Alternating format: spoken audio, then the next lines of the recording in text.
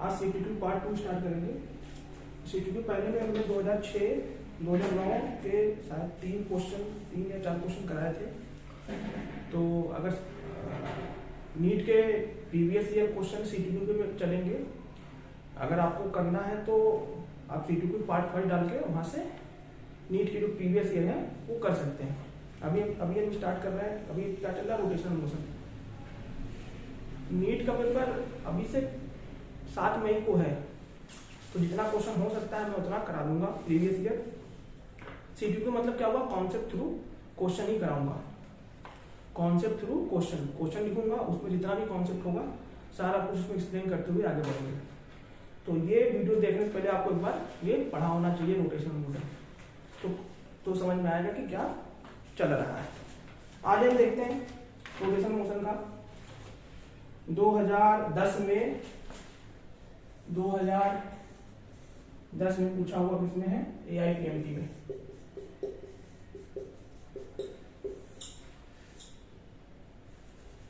क्या चल रहा है, CTQ concept through question part 2 चल रहा है। किसका क्वेश्चन करा रहे हैं, नीट प्रीवियस ईयर लगा रहा हूँ। नीट का प्रीवियस ईयर चल रहा है। पहला CTQ आ चुका है पार्ट 1 रोटेशनल मोशन का, सेकंड अभी स्टार्ट हुआ। सेकंड आज हम करेंगे। इस हफ्ते में 3-4 वीडियो इस रोटेशनल मोशन में सारे खत्म हो जाएंगे इस हफ्ते में। तो ऐसा नहीं कि बस वीडियो देखना है और देख के छोड़ दिया। इस पे तुम्हें सारा क्वेश्चन अपने एक प्रीवियस ईयर कॉपी में बनना चाहिए, तो उसका कुछ फायदा मिलेगा नहीं। देख के छोड़ने का कोई फायदा है नहीं। क्वेश्चन नंबर अभी तक मैंने 4 करा दिए थे, 5वां करा रहा हूं। जो प्रीवियस ईयर नीट में पूछा हुआ है वो है। देखो क्या कह रहा है, a thin circular ring of mass and radius R rotating in a horizontal plane. कोई रिंग है, कह रहा है मास m दिया हुआ है, रेडियस r दिया हुआ है, horizontal plane, axis is vertical to its plane. कह रहा है कोई इसमें से एक्सिस ऐसे गया हुआ है, परपेंडिकुलर है इस पे। प्लेन जो रोटेट कर रहा है कांस्टेंट एंगुलर वेलोसिटी से, ओमेगा से। The object of the if two object of each mass m is attached gently in opposite end of the diameter of the ring। कह रहा है कि कोई ये रोटेट कर रहा था, पहले क्या हुआ, कोई रिंग पहले से ऐसे से रोटेट कर रही है, फिर हमने जेंटली उस पर 2 मास चिपका दिया, छोटे छोटे रंग का। यहाँ पे यहाँ कहीं भी चपका दिया, ऐसे चपका दिया। तो पूछ रहा है कि the ring will be rotated, तो कह रहा है फाइनल एंगुलर वेलोसिटी बता दो। फाइनल एंगुलर वेलोसिटी ऑप्शन दिया हुआ है A B C D, omega m by m plus m,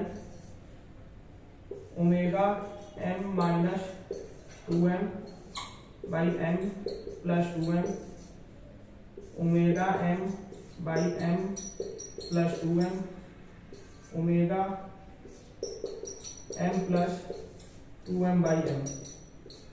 ये मेरा ऑप्शन दिया हुआ है। क्वेश्चन समझ में आया। कह रहा है कि कोई रिंग है और जेंटली ऐसे से मूव कर रहा है, ऐसे से रोटेट कर रहा है, ऐसे उसका इनिशियल एंगुलर वेलोसिटी कितना है, ओमेगा। फिर मैंने उस पे इंड पे 2 मास चिपका दिया, जेंटली ऐसे फिर के चिपका दिया। कह रहा उसका जैसे मास इस पे आएगा उसका फिर एंगुलर वेलोसिटी बता दो। तो यहाँ क्या कॉन्सेप्ट लगेगा, क्या कैसे सॉल्व हुआ है क्वेश्चन। ओमेगा इनिशियल दे रखा है, फाइनल पूछा हुआ है। इनिशियल दे रखा है, फाइनल पूछा गया है। तो सर यहाँ पे हम लगा सकते हैं कंजर्वेशन ऑफ एंगुलर मोमेंटम। जब इस तरह का क्वेश्चन दिखे कि इनिशियल ओमेगा दे रखा है और फाइनल पूछा हुआ है, तो हमारे दिमाग में सबसे पहले आना चाहिए conservation of angular momentum. Conservation of angular momentum होता क्या है, थोड़ा बहुत उस पर डिस्कशन करते हैं कि कंजर्वेशन ऑफ एंगुलर मोमेंटम दिया क्या है। क्योंकि कंजर्वेशन ऑफ एंगुलर मोमेंटम से मैंने लीनियर में बताया था आपको, लीनियर में और रोटेशन में, एंगुलर में। रोटेशन में क्या बताया था, कहता मैंने फोर्स इससे फोर्स इक्वल टू होता है ma। ये किससे रिप्लेस हुआ था, टॉर्क से। Torque equal to I alpha. I क्या है, मोमेंट ऑफ इनर्शिया, अल्फा है एंगुलर एक्सीलरेशन, ये रिप्लेस हुआ था। फिर हमने कहा था जो यहाँ मास है किससे रिप्लेस हुआ था, तुम कहोगे आई से। एक्सीलरेशन किससे रिप्लेस हुआ था, अल्फा से। सब लीनियर को किसमें कन्वर्ट कर दिए, रोटेशन में। उसके बाद हमने एक बार जब ये देखा था कोलिजन पड़ा, जिसमें एक छोटा कॉन्सेप्ट था कि conservation of linear momentum, mass into velocity. Conservation of linear momentum होता है। तो उसको हमने कैसे कंजर्व कराया था लीनियर में, थोड़ा बहुत याद होगा। ओके सर, एफ जो न्यूटन सेकंड लॉ में बोला था, एफ नेट इक्वल टू होता है dp by dt, change in momentum he change in time. अगर एफ नेट 0 हो, अगर एफ नेट 0 हो, इसका मतलब क्या होगा, dp 0 होगा, मतलब p क्या होगा, कांस्टेंट होगा। इसी तरह यहां भी देखा जाए एंगुलर वाले में, टार्क इक्वल टू क्या होता है, dl बाई dt। dl क्या है, जैसे यहाँ पे लीनियर मोमेंटम है, वहां पे क्या था, एंगुलर मोमेंटम। जैसे यहाँ पे लीनियर मोमेंटम है, वहां पे क्या था, एंगुलर मोमेंटम। वीडियो चल रही है। जैसे यहाँ पे लीनियर मोमेंटम था, वहां पे क्या था, एंगुलर मोमेंटम। तो मैंने टॉर्क को ऐसे लिखा dl बाई dt। तुमने कहा अगर टॉर्क एक्सटर्नल 0 हो तो dl क्या होगा, वो 0 होगा, मतलब l क्या होगा, कंजर्व होगा, कांस्टेंट होगा। l क्या होता है, मूवमेंट ऑफ, l क्या होता है, एंगुलर मोमेंटम। अगर कोई पॉइंट मास का निकालना है तो NVR लिखते हैं, तो उस एंगुलर मोमेंटम जो पॉइंट मास का या रोटेटिंग बॉडी का लिखते हैं। अगर पॉइंट मास है तो P R क्रॉस P लिखते हैं। P क्या है, लीनियर मोमेंटम, R क्या है, मूवमेंट ऑफ द मोमेंटम क्या होता है, L होता है। उसी तरह रोटेशन में पढ़ा था, L क्या होता है, I into omega, I into omega.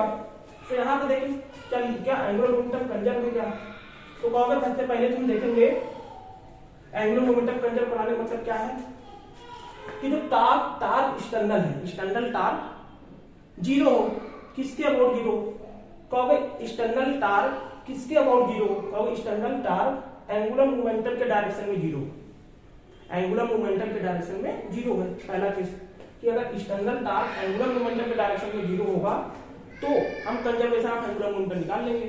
हमने पढ़ा था, क्या पढ़ा था, एंगुलर मोमेंटम का डायरेक्शन कैसे निकलता है। तुमने कहा था अगर पॉइंट मास है तो यहाँ मास m हो जाएगा, वेलोसिटी v हो गया, इसके अबाउट o हो गया, r को एक्सटेंड करके तो ये थीटा हो गया, ये r होता था। जो एंगुलर मोमेंटम पॉइंट मास के लिए होता था वो m कहते थे क्या होता था, r क्रॉस p, ये वेलोसिटी हो गया, पॉइंट मास हो गया। यहाँ से इसके अबाउट मुझे निकालना है तो बाबू इसका अगर डायरेक्शन निकालना तो हमने क्रॉस प्रोडक्ट से सीखे थे। तो r क्रॉस v को कैसे लिखते थे, mv। अगर m कांस्टेंट हो तो हम बाहर लिख सकते थे r क्रॉस v। इसका डायरेक्शन कैसे लेते थे, फिर r को एक्सटेंड करते थे, दोनों टेल का टेल मिलाते थे और जैसे निकालना है r क्रॉस v है तो r को v की तरफ घुमाते थे, किस एंगल से, छोटे वाले एंगल से, r क्रॉस v अंदर चला गया। तो यहाँ पे लीनियर मोमेंटम का जो एंगुलर मोमेंटम का डायरेक्शन क्या है, अंदर। इसी तरह कोई रोटेशन में देखे थे, कोई बॉडी अगर रोटेट कर रही है और इस एक्सिस के अबाउट रोटेट कर रही है, क्योंकि उसका जो ओमेगा का डायरेक्शन होता था वही एंगुलर मोमेंटम का डायरेक्शन होता था। क्योंकि एंगुलर मोमेंटम क्या होता था रोटेशन में, आई ओमेगा, जो ओमेगा का डायरेक्शन वही एंगुलर मोमेंटम का डायरेक्शन। ओमेगा का डायरेक्शन कैसे निकालते हैं, राइट हैंड थंब रूल से परपेंडिकुलर, क्योंकि स्प्रिंग के परपेंडिकुलर ओमेगा का डायरेक्शन। तो सर इसका जो एल का डायरेक्शन है वो ये है एंगुलर मोमेंटम, क्योंकि ये जो ओमेगा का डायरेक्शन मान लिया इधर घूम रहा है, इनिशियली इधर घूम रहा है, तो ओमेगा का डायरेक्शन क्या होगा, परपेंडिकुलर टू द प्लेन। तो अगर इस एक्सिस जगह अगर टार्क 0 मिल जाए, जो एंगुलर मोमेंटम के डायरेक्शन में टार्क 0 होगा, एंगुलर मोमेंटम के डायरेक्शन में अगर टार्क 0 होगा तो हम कंजर्वेशन ऑफ एंगुलर मोमेंटम लगा देंगे। तो सर अगर इस एक्सिस अबाउट में टार्क 0 मिल जाए तो हम एंगुलर मोमेंटम लगा देंगे कंजर्वेशन। तो अब इसका टार्क कितना आएगा, इसका टार्क होगा mg, कितना, रेडियस r, मान लिया बड़ा वाला है, इसका कितना होगा, कहोगे यार इसका भी इसके अबाउट होगा, कहोगे इसका टार्क किसके अबाउट होगा। टार्क कैसे निकालते थे, टार्क क्या होता था, फोर्स का movement of the force F cross r। तो r को एक्सटेंड करते हैं और फोर्स की तरफ घुमा देते हैं, कहोगे इसका टार्क अंदर, इसका टार्क बाहर। लेकिन ये देखो, एक टार्क अंदर गया, एक टार्क बाहर आया, एक टार्क अंदर गया, एक टार्क बाहर आया। लेकिन इस एक्सिस के अबाउट कोई टार्क नहीं होगा, क्योंकि ये दोनों परपेंडिकुलर लाइन पे आ रहे हैं। नहीं समझ में आया, हमने कहा एंगुलर मोमेंटम का डायरेक्शन ये, एंगुलर मोमेंटम का डायरेक्शन ये है, और हमारा जो टार्क आ रहा है ऐसे आ रहा है, एक अंदर, इसके अंदर, एक इसके द्वारा बाहर। इस एक्सिस के अबाउट इस टार्क का कोई कंपोनेंट जाएगा ही नहीं, क्योंकि दोनों 90 डिग्री फॉर्म कर रहे हैं, दोनों कितना फॉर्म कर रहे हैं, 90 डिग्री। क्योंकि टार्क और एंगुलर मोमेंटम डायरेक्शन में कितना आ रहा है, 90 डिग्री। तो टार्क का कोई कंपोनेंट एंगुलर मोमेंटम के डायरेक्शन में नहीं जाएगा, इसलिए हम कहेंगे इस एक्सिस के अबाउट क्या होगा, टार्क क्या है, 0 होगा। जो परपेंडिकुलर एक्सिस है उसके अबाउट टार्क 0 होगा। लोग यही में गलती करते हैं, वो गलती इसलिए करते हैं, वो सोचते हैं कि खाली mg को देख ले, mg कहाँ से पास कर रहा है, एक्सिस ऑफ रोटेशन से, तो हमारा टार्क क्या होगा, टार्क उस एक्सिस के अबाउट 0 होगा। लेकिन ऐसा नहीं है, तुम्हें उस एक्सिस के अबाउट देखना होगा जिस एक्सिस के अबाउट एंगुलर मोमेंटम है। क्लियर है? अब मैं इसको थोड़ा रफ करता हूं, फिर आगे बढ़ते हैं।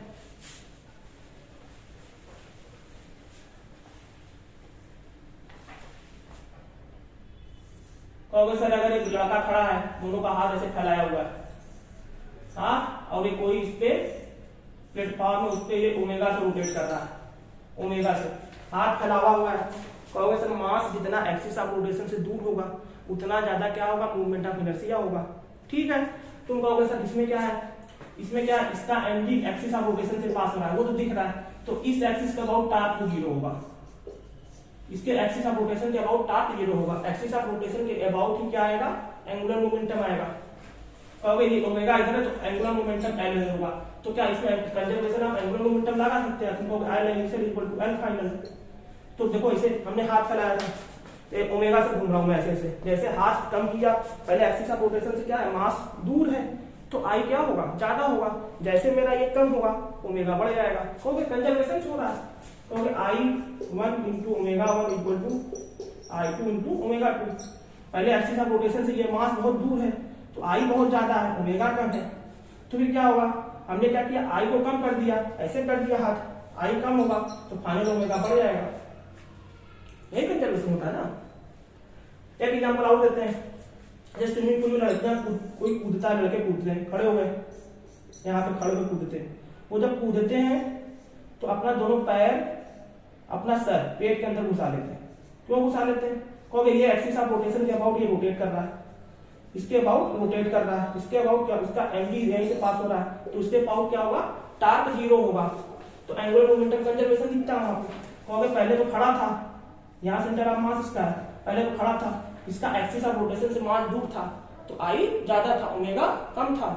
फिर जैसे उन्होंने दोनों पैर और अपना सर पेट के अंदर घुसाते हैं तो ओमेगा बढ़ जाता है। क्यों, क्योंकि उस समय क्या होगा, एक्सिस ऑफ रोटेशन के पास मास ज्यादा पास चला आता है, तो क्या होता है, आई क्या होगा, कम हो जाएगा, तो ओमेगा बढ़ जाएगा, इसलिए वो ज्यादा तेज घूमते हुए नीचे गिरते हैं। स्केटिंग करने वाली लड़की देख लो, जो सब स्केटिंग करते हैं बर्फ पे, उसमें भी यही कॉन्सेप्ट लगता है, कंजर्वेशन ऑफ एंगुलर मोमेंटम। तुम्हें जिस एक्सिस का अबाउट कोई नाच रहा हो, उस एक्सिस का अबाउट क्या आएगा, एंगुलर मोमेंटम आएगा, उस एक्सिस का अबाउट एक्सटर्नल टार्क 0 होना चाहिए, तो एंगुलर मोमेंटम कंजर्वेशन तुम्हें दिखेगा, नहीं तो दिखने वाला नहीं है। तो अगर सर ये देखो, कोई भी लड़की जो नाचती है स्केटिंग पे, पहले हाथ ऐसे करके नाचती है, तो इसका ओमेगा क्या होगा, आई बहुत ज्यादा होता है, तो ओमेगा कम होगा, उनके हाथ ऐसे करती है तो रोटेशन स्पीड बढ़ जाता है, ओमेगा बढ़ जाता है, क्योंकि आई कम हो जाता है। यहाँ भी दिखता है, इसका एनजी कहां से पास हो रहा है, एनजी कहां से पास हो रहा है, एक्सिस ऑफ रोटेशन से, एनजी कहां से पास हो रहा है, एक्सिस ऑफ रोटेशन से, तो इसका नेट टार्क इस एक्सिस का अबाउट क्या होगा, 0 होगा, तो इस एक्सिस के अबाउट क्या होगा, एंगुलर मोमेंटम कंजर्व होगा, इसके अबाउट एंगुलर मोमेंटम कंजर्व होगा। एंगुलर मोमेंटम होता है क्या, आई इंटू ओमेगा। ठीक है, तो यही चीज यहाँ भी अप्लाई करेंगे, यही कॉन्सेप्ट यहाँ पे अप्लाई करके मैक्सिमम निकालना चाहेंगे।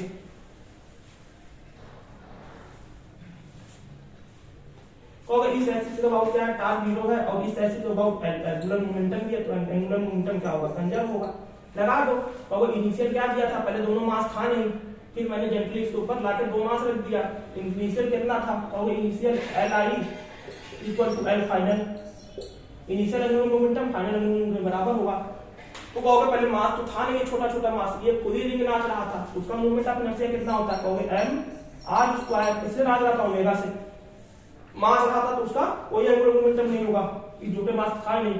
फाइनल में कितना होगा, कहोगे फाइनल में कितना होगा, ये मास और रिंग का, तीनों का हमें लिखना पड़ेगा, तीनों का लिखना पड़ेगा। सर हम डिस्क्रीट मास का angular momentum moment of inertia निकालने जानते हैं, अगर एक्सिस ऑफ रोटेशन से ये मास रोटेट हो रहा है n मास r डिस्टेंस पे, तो कैसे लिखते थे, आई इसका mr²। सर आई क्या होता है, एंगुलर मोमेंट ऑफ इनर्शिया क्या होता है, स्केलर क्वांटिटी होता है, जिसमें 2 मास का दिया हुआ तो उसको जोड़ देंगे, एक मास यहाँ दिया हुआ है, मान लो m r डिस्टेंस दूरी पे, तो इसका आई कितना होगा, एम आर स्क्वायर। इसी तरह यहाँ देख लो, एक मास एक्सिस ऑफ रोटेशन से ये आर दूरी पे है, एक आर दूरी पे ये है, तो इसका दोनों का मास कितना होगा? कहोगे एक मास का होगा एम आर स्क्वायर, एक एम का होगा एम आर स्क्वायर, एक रिंग का होगा बड़ा वाला एम इंटू आर का square. Final angular momentum omega लिख दिया, ओमेगा डैश लिख दिया। मान यही फाइनल में निकालना है, यही फाइनल निकालना है, बहुत इजी हो गया। तो बड़ा वाला M into R square into omega equal to R square common ले लिया, ये दोनों प्लस हो गया, तो छोटा वाला 2m प्लस बड़ा वाला एम ओमेगा डैश।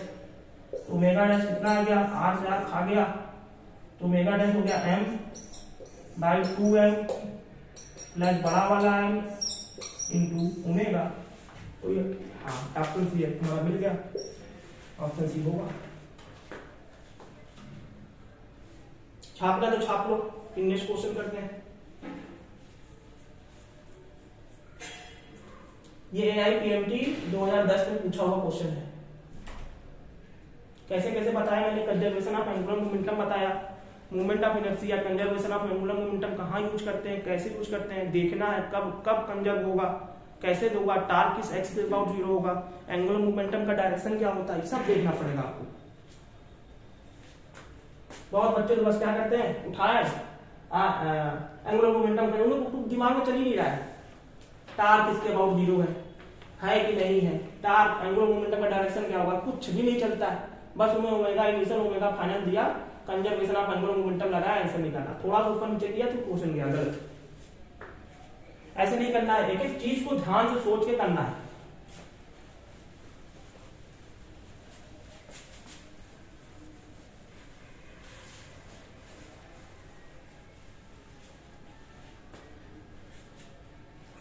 बहुत सर तो ऐसे बता दिए हैं कि सर अगर ये जो होगा, अगर मास सिमेट्री है, मान लो कोई लड़का है, वो डंबल उठाया गया, ऐसे डंबल उठाया है, यहाँ पे डंबल उठाया है, यहाँ पे डंबल उठाया है, तो कहेंगे सर ये तो सिमेट्री मास है, और इसके अबाउट क्या कर रहा है, रोटेट कर रहा है, इसके अबाउट ऐसे घूम रहा है डंबल उठा के, तो इसका ये उसका सिमेट्री मास है, इसका सेंटर ऑफ मास वही होगा, इसका mg पास करेगा, तो दिखता है, तो क्या दिखता है, इसका जो एक्सिस है, जो एक्सिस ऑफ रोटेशन है, वहां से ही mg पास कर रहा है, वहां से ही mg पास कर रहा है, तो क्या तो direct conservation of angular momentum लगा देते हैं।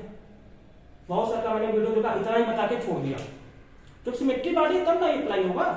हमने कहा चलो ऐसे इस पे लगाओगे, क्या कोई प्लेटफॉर्म है, ये रोटेट कर देता है, इस एक्सिस पे बहुत रोटेट कर सकता है, मैंने तुम्हें यहाँ खड़ा कर दिया, तुम्हें यहाँ खड़ा कर दिया, और तुम्हें खड़ा करके कह दिया कि आगे चलो वी वेलोसिटी से, वी वेलोसिटी से आगे चलोगे, कहोगे कहो यहाँ पे अंदर करवा सकते हैं क्या, यहाँ पे करवाओ, सिमेट्री दिख रहा है, एनजी को यहाँ से पास करेगा। अब लगाओ, तो वही एक्सिस तुम्हें पकड़ना, कहोगे सर ओमेगा ये है, इसका क्या होगा, एल का डायरेक्शन ये होगा ओमेगा डायरेक्शन में।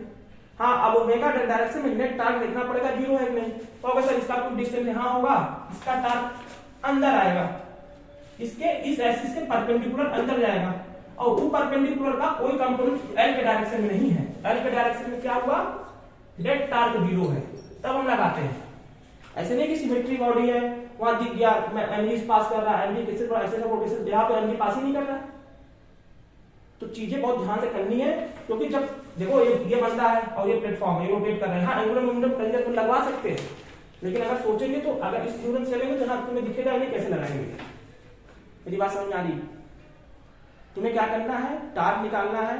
अगर टार्क एंगुलर मोमेंटम के डायरेक्शन में 0 है तो कब सर यहाँ टार्क तो आ रहा है, लेकिन इस डायरेक्शन में टार्क 0 है। एंगुलर मोमेंटम देखो अंदर गया, टार्क की डायरेक्शन क्या होगी, फोर्स इनटू आर क्रॉसर, अंदर टार्क, इसके परपेंडिकुलर हो गया ना, ये टार्क हो गया, और ये एक हमारा एंगुलर मोमेंटम, इसका कोई कंपोनेंट वर्टिकली नहीं आएगा, इसका कोई कंपोनेंट वर्टिकली नहीं आएगा, इसलिए हम यहाँ पे एंगुलर मोमेंटम कंसीडर कर सकते हैं। ऐसे सिमेट्री बॉडी मत कर लेना कि सबका इस केस में तो दिख रहा है लेकिन यहाँ पे नहीं दिखेगा।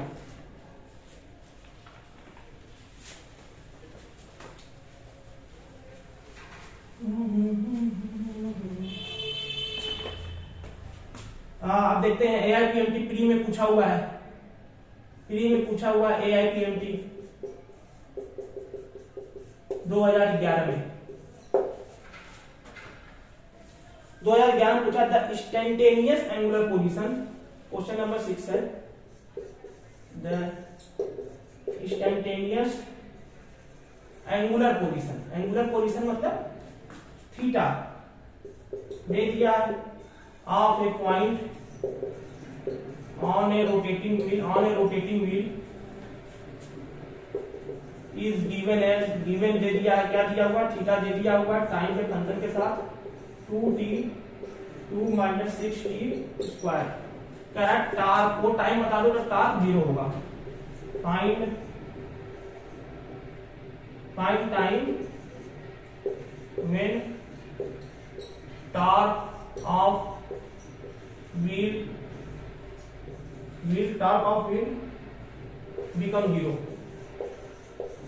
Become zero. ऑप्शन दिया हुआ ए तुम्हारा दिया हुआ 1 सेकेंड, बी दिया हुआ 0.5 सेकेंड, सी दिया हुआ है 0.25 सेकेंड, डी दिया हुआ है 2 सेकेंड। कह रहा थीटा दे रखा है, थीटा किसका फंक्शन दे रखा है, 2t 2 - 6t स्क्वायर। थीटा एक लीनियर डिस्प्लेसमेंट होता है, एंगुलर डिस्प्लेसमेंट होता है। लीनियर से हम कैसे निकाले थे, लीनियर को कैसे कन्वर्ट किए थे, देखो ये देखो, थोड़ा सा और इसमें डिटेल में उतरते हैं। एनालॉजी तुम्हें याद रहेगा तो सब क्वेश्चन हो जाएंगे। लीनियर का मैंने पढ़ रखा है सर, अगर रोटेशन में जाएंगे तो क्या करना है, रोटेशन में कैसे, हमने कहा था लीनियर डिस्प्लेसमेंट ऐसे दिखाते थे, रोटेशन क्या दिखाएंगे, थीटा से। एफ इक्वल टू क्या होता था, आर थीटा। इसी तरह लीनियर उसमें देखते थे, लीनियर वेलोसिटी v था, रोटेशन में ओमेगा था, v equal to r omega. Linear में टेंजेंशियल एक्सीलरेशन था, रोटेशन में अल्फा था, 8 इक्वल टू r अल्फा। इधर यहां फोर्स रिप्लेस होता था किससे, टॉर्क से। लीनियर मोमेंटम रिप्लेस होता था एंगुलर मोमेंटम से, ये होता था mg, ये होता है मोमेंट ऑफ द मोमेंटम। इसी तरह हमने लीनियर में तीन फार्मूला पढ़ा था, कब पढ़ा था, जब वेलोसिटी का v equal to u plus at, और मैंने पढ़ा था s equal to ut plus half at square, v square equal to u square plus 2as। कब अप्लाई करते हैं, कहोगे जब a इक्वल टू कांस्टेंट हो। इसी तरह मैंने बना दिया एंगुलर के लिए, अगर अल्फा कांस्टेंट होगा तो हमें 3 omega final omega initial plus एक इससे रिप्लेस होगा अल्फा t से, s इससे रिप्लेस हुआ थीटा से, equal to omega t plus half alpha t square. v किससे रिप्लेस हुआ था, फाइनल ओमेगा से, ओमेगा नॉट का whole square plus 2 alpha theta. में थीटा क्या होता था, रेडियन में, अल्फा कांस्टेंट होना चाहिए। ये सब छोटी छोटी बातें थी जो हमने वहां से एनालॉजी से सीखी थी। सर एक चीज और था यहाँ पे हमने देखा था, यहाँ पे हमने क्या देखा था, वेलोसिटी इक्वल टू क्या होता है, वेलोसिटी इक्वल टू होता था dx बाई dt। कितना डिस्प्लेसमेंट में चेंज होता है कितना टाइम में, इसे एंगुलर वेलोसिटी क्या होगा, d theta by dt। at क्या देखा था, लीनियर एक्सीलरेशन, और at का dv बाई dt। इधर अल्फा क्या था, d omega by dt। at को हम अगर s के टर्म में लिखते थे तो d square s by dt square. इसी तरह अल्फा को अगर थीटा के टर्म में लिखेंगे तो d थीटा का whole square by dt square. कुछ ऐसे लिखते थे, एनालॉजी है। तो सर अगर ये थीटा दे रखा है और हमें क्या निकालना है, टॉर्क। करेक्ट, टॉर्क इस टाइम पे 0 होगा। ये एंगुलर डिस्प्लेसमेंट दे रखा है, यहाँ पे टाइम 1 सेकंड डालोगे, 1 सेकंड डालेंगे तो एंगुलर डिस्प्लेसमेंट नेगेटिव आएगा, 2 सेकंड डालेंगे तो कुछ और आएगा, 3 सेकंड डाले, टाइम के साथ एंगुलर डिस्प्लेसमेंट चेंज हो रहा है। इसे छापना तो छाप लो पॉज करके, फिर आगे बढ़ते हैं, फिर इसको क्वेश्चन को करते हैं।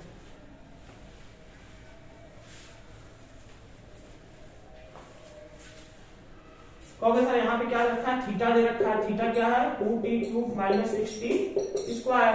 हमें पता है अगर इसको इसमें क्या हमें टार्क 0 करना है, टार्क 0 करना है, वहां से टाइम निकालना है। कैसे कर सकते हैं, टार्क इक्वल टू होता है i इंटू अल्फा। अगर टार्क 0 तो अल्फा 0 होगा। अगर किसी तरह यहाँ से अल्फा निकाल के 0 कर दे तो हमारा टाइम आ जाएगा। किसी तरह अल्फा निकाल के 0 कर दे, हाँ सर थीटा का ओमेगा मिल जाएगा। ओमेगा कितना होगा, d थीटा बाई dt कितना होगा, इसको डिफरेंशिएट कर दे, 6t square minus 12t। Omega मिल गया, ओमेगा डिफरेंशिएट कर देंगे, अल्फा मिल जाएगा। अल्फा क्या होगा, d omega by dt, differentiate कर दो, 12t माइनस 12। इसी को 0 कर देंगे तो टॉर्क 0 होगा, क्योंकि टार्क के टर्म में क्या था, i इंटू अल्फा। अगर इसको 0 कर देंगे तो हमारा टार्क 0 हो जाएगा। इसको 0 कर दो तो अगर टर्म कॉमन हो गया, t minus 1 equal to 0, t कितने बराबर आ गया 1 सेकंड के बराबर आ गया। ये 1 सेकंड बाद कार 0 हो जाएगा। 1 सेकंड रखो इसमें, theta equal to 2t minus 6 equal to -4। Minus में कैसे हो सकता है कोई ये, तो आंसर क्या होगा 1 सेकेंड। चीजें क्लियर हो रही हैं, छोटी छोटी बातें हैं जो इसमें चल रहा है।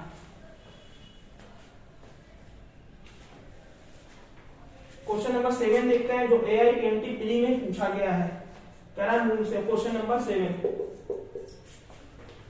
कह रहा है movement of inertia of the thin rod mass m and length l।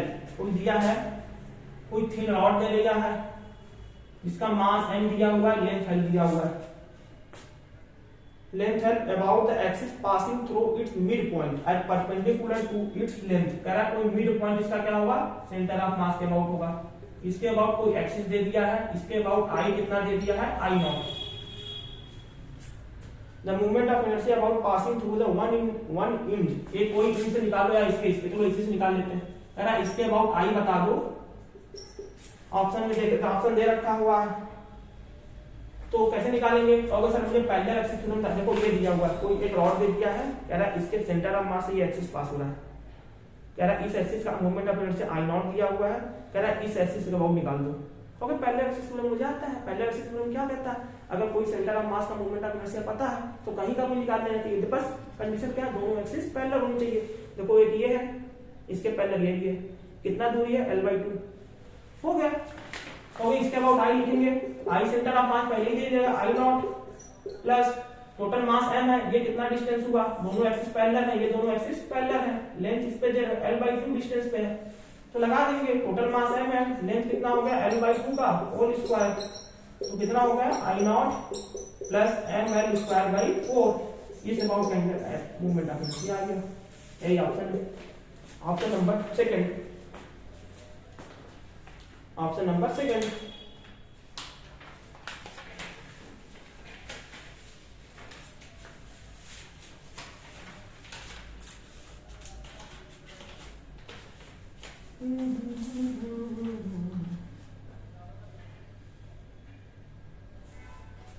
आगे बढ़े।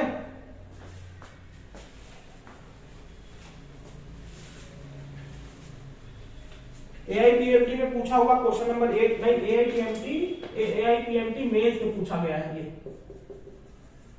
मेंस में पूछा गया 2011। कह रहा है a small mass attached on the string rotate on a friction table। कोई ऐसे फ्रिक्शन बनाया के टेबल बनाया गया है, यहाँ पे कोई स्ट्रिंग बांध के यहाँ पे कोई मास इसको रोटेट कर रहा है सर्किल में, और अंदर से क्या होगा, स्ट्रिंग लटका होगा जिसे खींच सकते हैं। ठीक है, if the tension of the string is increase by pulling, इसको खींचा गया कह रहा है, ये पहले R था, पहले मान लो R डिस्टेंस की दूरी पे रोटेट कर रहा था, ये इस पे क्या था μ0 था, मैं फ्रिक्शन ले सकते था। तो कह रहा कि इसको खींचे स्ट्रिंग को, ये कहां पे आ गया R/2 पे। The circular motion the decrease by the factor 2 से हो गया हमारे, क्या हो गया, the radius of the circular motion is decrease, circular motion to decrease by the factor 2 से फैक्टर से डिक्रीज हो गया, मतलब पहले R था, ये वाला इसका रेडियस कितना हो गया R/2 हो गया, पहले R था R/2 हो गया, अभी सर्कुलर मोशन में घूम रहा है। तो फिर कर रहा है the kinetic energy of mass, kinetic energy निकालना, फाइनल काइनेटिक एनर्जी निकालना, बढ़ेगा कि घटेगा। पहले काइनेटिक एनर्जी रहा होगा, इसका काइनेटिक एनर्जी कितना रहा होगा, इसका काइनेटिक एनर्जी कितना रहा होगा, तो पहले जो इनिशियल रहा होगा काइनेटिक एनर्जी 1 मान लेते हैं, तो फिर हाफ I इंटू ओमेगा का होल स्क्वायर, ओमेगा का होल स्क्वायर रहा होगा। दूसरे जब काइनेटिक एनर्जी भरा होगा तो सर ये R/2 हो गया, सेकंड मान लेते हैं, हाफ I डैश मान लो, I डैश और ओमेगा डैश का होल स्क्वायर। तो यही काइनेटिक एनर्जी इसके टर्म में निकालना है। सर एक चीज तो कंफर्म है, अगर यहाँ पे देख रहे हो मास ये एक्सिस ऑफ रोटेशन ये है, ये इसके अबाउट ऐसे नाच रहा है, कह रहा है तो अगर मास एक्सिस ऑफ रोटेशन के पास आएगा तो मूवमेंट ऑफ इनर्शिया कम होगी, मूवमेंट ऑफ इनर्शिया कम होगी तो क्या होगा, ओमेगा बढ़ेगा। तो हमको पहले तो R पता है, R कम हो गया, तो सर इसकी एक्सिस अबाउट कोई स्ट्रिंग बाहर के इसको नचा रहे हैं और इसकी स्ट्रिंग को ऐसे खींच लिया, R को कम कर दिया, वही उसके अबाउट वो जो मास है वो नाच ही रहा है।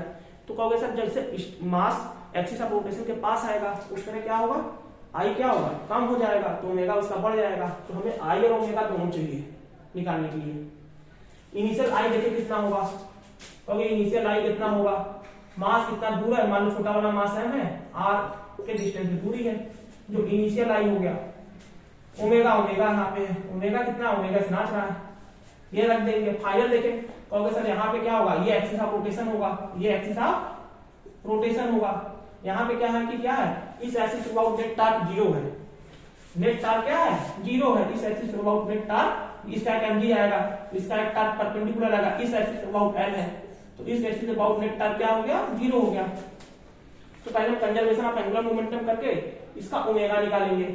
ओमेगा इनिशियल दे रखा है, जब r/2 हो जाएगा तब उसका ओमेगा कितना होगा वो निकालेंगे। पहला इनिशियल r दे दिया है, इनिशियल i और ओमेगा दे रखा है। उसी तरफ फाइनल i निकालने, फाइनल कितना होगा, क्योंकि r/2 हो जाएगा m r/2 का होल स्क्वायर। ओमेगा निकालना मुझे, ओमेगा फाइनल नहीं पता मुझे, तभी तो इसमें रखेंगे। n initial equal to l final होगा, i दे देखा है i into i1 into omega equal to i final into omega final. Omega final निकाल लेंगे तो काम बन जाएगा मेरा। i कितना दिया हुआ, ये mr स्क्वायर इंटू ओमेगा दिया हुआ, ये कितना होगा mr square by 4 into omega final. ये कटा तो ओमेगा फाइनल कितना हो गया 4 टाइम ओमेगा, 4 गुना हो गया ओमेगा, कितना हो गया 4 गुना। और आई भी क्या हो रहा है, आई कम हो रहा है, आई कितने टाइम कम हो रहा है 4 टाइम कम हो रहा है, और ये 4 गुना बढ़ रहा है। तो काइनेटिक एनर्जी फाइनल लिखो, काइनेटिक एनर्जी सेकेंड कितना है हाफ, आई कितना है फाइनल का M R square by 4 omega, omega final कितना है 4 ओमेगा का whole square divide by kinetic energy initial मतलब फर्स्ट का, उसका हो जाएगा हाफ एम आर स्क्वायर, इसका ओमेगा कितना है ओमेगा का होल स्क्वायर। सब कांस्टेंट कट गया, यहां से बचेगा, यहां से क्या बचेगा 1/4 इंटू 4 डिवाइड बाई 1 4 से 1 4 गया। तो काइनेटिक एनर्जी फाइनल क्या होगा second 4 time kinetic energy initial. यही ऑप्शन है, option number 4 increase by factor of 4। Kinetic energy कितने टाइम बढ़ जाएगा 4 गुना बढ़ जाएगा। कहोगे सर अगर r/2 कम करना है, अगर r/2 तुम्हारा r/2 हो जा रहा है, उस समय ओमेगा भी बढ़ेगा और क्या बढ़ेगा आई भी घटेगा, लेकिन ओमेगा का स्क्वायर होता है तो ओमेगा ज्यादा, ओमेगा तो बढ़ ही रहा है आई कम हो रहा है, दोनों को मान सकते हैं। लेकिन काइनेटिक एनर्जी क्या होता है हाफ आई ओमेगा स्क्वायर, ओमेगा का स्क्वायर होता है, इसलिए काइनेटिक एनर्जी फाइनल 4 गुना बढ़ गया। तुम ऐसे नहीं सोच पाओगे कि यहाँ आई घट रहा ओमेगा बढ़ रहा, तो कैसे बताएंगे फाइनल काइनेटिक एनर्जी। तो क्या हो रहा है आई कम हो रहा है और ओमेगा तो बढ़ेगा, और काइनेटिक एनर्जी फाइनल में कुछ 4 गुना आ रहा है, क्योंकि फाइनल में क्या होता है ओमेगा का स्क्वायर होता है, ओमेगा थोड़ा सा भी बढ़ेगा तो बहुत बढ़ जाएगा। ठीक है, आज के लिए इतना ही करते हैं, कल हम फिर स्टार्ट करेंगे क्वेश्चन नंबर 9 जो AIPMT प्री में 2012 में पूछा गया है।